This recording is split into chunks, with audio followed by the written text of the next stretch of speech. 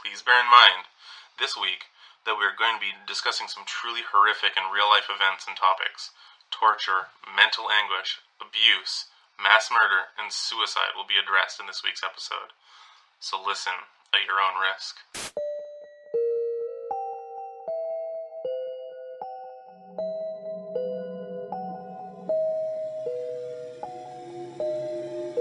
Human faith is a powerful force. It can steel people against the worst life throws at us. It can help us endure pain, and for some it gives us something to live for.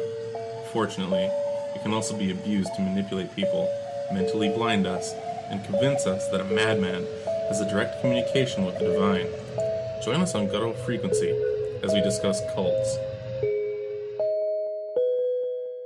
Holy shit, this is going to be a heavy episode. Yeah, this is really heavy. Yeah. Heavy content, yeah. So, welcome back, Edison. Hello. Yeah. Good to be back. Mixed Master Medicine. Prescribes us some fresh beats. That was like my nickname in elementary school. It's like, Edison, where's my medicine, man? Seriously? Yeah, it's like, Edison, where's my medicine? Oh, that's terrible. I know. Oh, dude. Yeah, it's like, God damn it. Kids are lame. Could be worse, though. So, cults. Cults, yeah. Cults We're are today's topic. Yeah, so cults. We're going to avoid certain topics, like a certain major scientific sounding religion. We're just going to talk about some more of the more like Obscure ones. Ones that some people may have heard of, but ones that not everyone might have. Like, Yeah.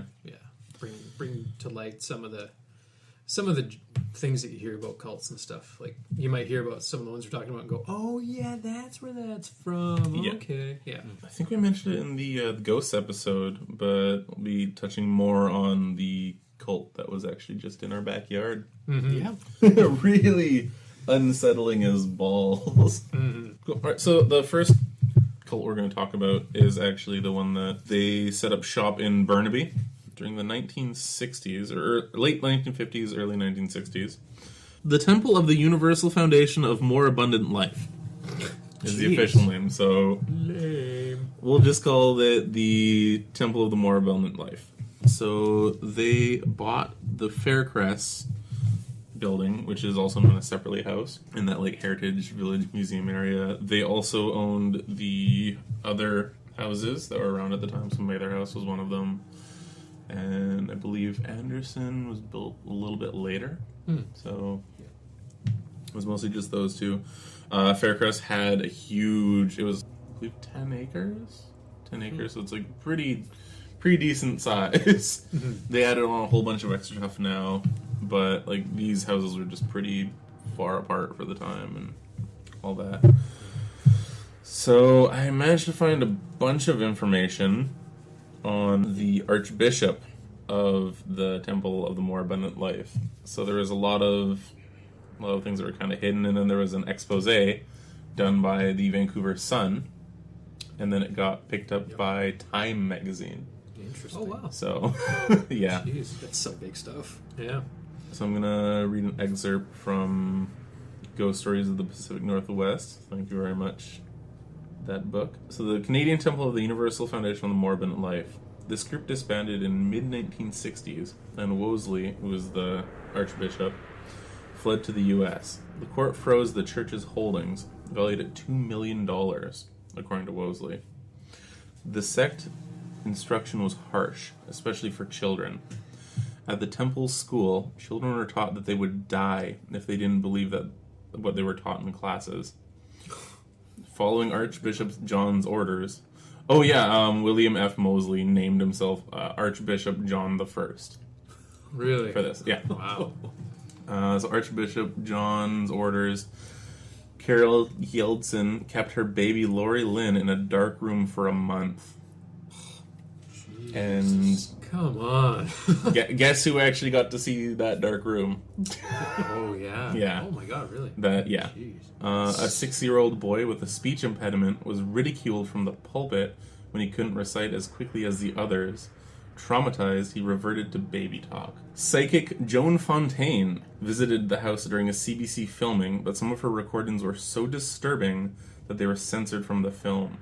Gallery director Roger Boulet reported, the medium expressed some comments concerning child molestation, which were deemed not to be the best interests of the gallery's public image. These episodes seem to relate to the occupancy of the building by the Society of the Foundation of More Abundant Life.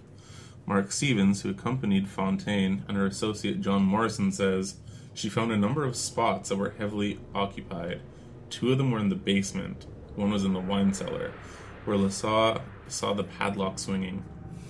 She had the impression of children crying for help. This is a very unhappy place, she said. The part the press had played in the developing ghost scenario is interesting. The magazine, selection of the December 15, 1985 Province, held an intriguing account of the Burnaby goings-on. Much like that I had provided, reporter Damien... Nah, fuck it, it's all done. I'm gonna go to a different story now. There's a whole bunch of, like, crazy shit like that. There's also an excerpt from the Metro that has a whole bunch of stuff. Really? Yeah. Do you think you can find the expose from the Sun? I actually tried to find it, and it's pretty hard to find. Oh, damn. Actually, on the Ancestry.com link, there was that lady who's like, I'm looking for these articles. Yeah. There is a lady who is actually the great niece of the Archbishop, and I'm actually going to try to get in contact with her and see if she'll have anything to say. But in the Ancestry threads, there are people who are just like, yeah, so I remember your great uncle. Fuck you. Yeah. So it might be a little Yeah. Wow. That's pretty... might be a little tense. I'm not holding out hope that she'll get in contact with us, but Yeah, I wouldn't really Yeah. bet on it, but it would be really neat. yeah, it'd be good for an update. So just Yeah. kind of keep looking. Yeah, definitely. So yeah, there's an excerpt where someone who just started working at the Burnaby Shadbolt Center for the Arts, which is that area now. So this is about 20 years ago. She would hear children screaming and crying, like while the place was abandoned. She didn't know that the James Cowan Theater had an adjacent mansion known as the Sepperly House. So this is she would hear the screaming and crying in a completely different area, a place that wasn't even built yet. Oh. Or like, yeah, so there's this new building, the whole like art center itself. Apparently the theater is pretty haunted, but there's just so much shit that happened in this area, like cult-wise and everything, that... It's basically unholy ground. Yeah, the entire area got like permeated with like this... Really? It's these unholy. presences, yeah. Negative energy. It's unholy ground. Yeah, it's one of those things where it's like most of like you hear ghost encounters, or it's like a ghost that stays with the one area. Territory and stuff. Yeah. No, it's everything's been seen everywhere now. It's like a little ghost village. Really just kind of spilling over. Yeah. So, That's creepy. so it wasn't until she started asking other staff about the inexplicable noises that she heard the history of the place, including about William Frank Wosley, a convicted U.S. bigamist who bought the property in 1955 and fraudulently dubbed himself Archbishop John I. So he did horrible things to those boys. He abused them physically, sexually, verbally, mentally. Vieira told the Metro on a recent tour of what was widely regarded as one of BC's most haunted places. If they didn't recite the Lord's Prayer good enough, he would lock them in closets up in Sepperly House for days, like 5-6-year-old little kids. I'm sure lots of kids died there at Sepperly House because of the way that they were treated, and from what I've seen and heard. So yeah, it's pretty messed up. There were, another thing too. So before this cult was there was a group of Benedictine monks that owned the properties. So there was the monks there, and then the cult bought them out. And right after the Archbishop fled, the cult still owned the properties, so they rented them out to SFU, and they turned them into a frat house. Ugh. Yeah, it's Nice. pretty messed up. Like, Ghostly frat boy parties before Halloween. Yeah, then Yeah. getting hazed in there. Eh? oh Getting locked in one of those rooms. man, Or something? actually, that was totally around the time that hazing would have still been a thing. Yeah. So you'd totally get locked in a room. Yeah. Just I'm sure thing. lots of fucked up shit would have happened. Yeah. So paranormal investigators recorded things in the Jamestown Theater. I've actually managed to find an EVP that they recorded. Oh, cool. So I'm going to play that for you now.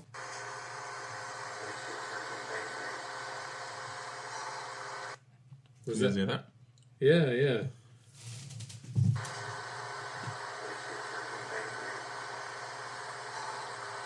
And that wasn't anyone in the background? No. Or was- They didn't hear anything until after they played it back.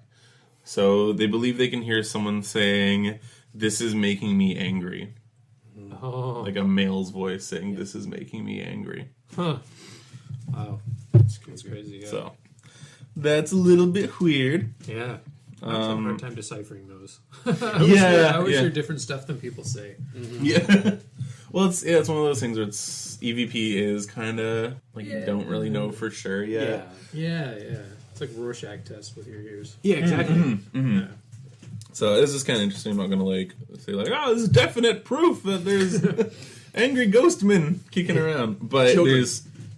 there's a lot of weird shit that's been going on in that area. Can you also say that Lady Separately before all this, she wanted that place to be like a place for children. haven for children? Yeah. Yeah, she wanted to. She set apart quite a bit of her will to build a playground For children. for children. And then her wanted it husband to be just this. spent it all and all that stuff. Yeah, so just you've got your standard horror movie curse a building. Yeah, totally. Yeah. I mean, this lady spent, Just need to find out that this was actually just an ancient burial ground, and then we're good. We got it all down. yeah, no doubt. Yeah, Writes itself. Yeah, exactly. So it's